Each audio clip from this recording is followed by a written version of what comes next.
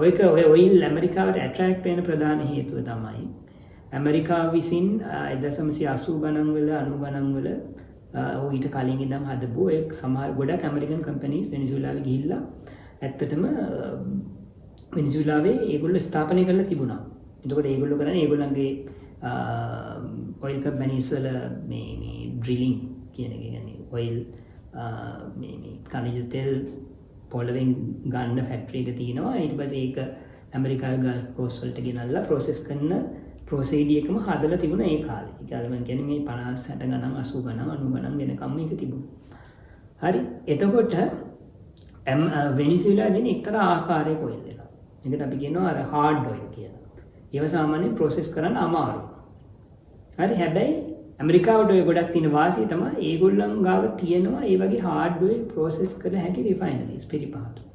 ඒ ගොඩක් රිෆයිනරිස් ඒගොල්ලෝ හැදුවේ ගල්ෆ් කෝස්ට් එකේ ටෙක්සාස් ලුයිසියානා වගේ පැතිවල ඒ හදලා තිබුණේ වෙනිසුලාවෙන් හෝ අනිත් තැන් වලින් ගෙන ඔයිල් ප්‍රොසෙස් කරන්න තමයි. right එතකොට ඒගොල්ලන්ට ඒක අලුතින් ආයෙ ලොකුට හදන්න දෙයක් නැහැ. ඒ ඇඩ්වාන්ටේජ් එක දෙනවා. නමුත් ඒ ඇඩ්වාන්ටේජ් එක තිබ්බ පළියට වෙනිසුලාවේ ඔයිල් නිකන් එන්නේ නැහැ. හරි වෙනිසුලාවේ ඔයිල් අර මේක ඔයිල් රිසර්ව් එකක්.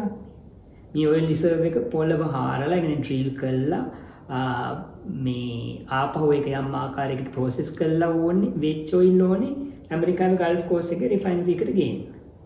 හරි දැනට වෙනිසුලාවේ ඔය තත්ත්වය දැනට ඔය 1 මිලියන් එක 3 මිලියන් වලට ගෙන ගොඩාක් ඉන්වෙස්ට්මන්ට් අවශ්‍යයි. ඒක තමයි දැනට තියෙන තත්ත්වය දැනට තියෙන රියැලිටි එක. ඒකට මට ඔය කියන්න ඕනේ උනේ ෆයිනෑන්ස් කියන එක කොච්චර වැදගත්ද කියන එක. හරි කම්පැනි එකකට මේක ෆීසිබල් ඉන්වෙස්ට්මන්ට් ඔපචුනිටි එකක් වෙන්නේ නැහැ. එක මේක රිස්ක් එක දෙක මේකට ගන්න වෙන ලොකු ඉන්වෙස්ට්මන්ට්.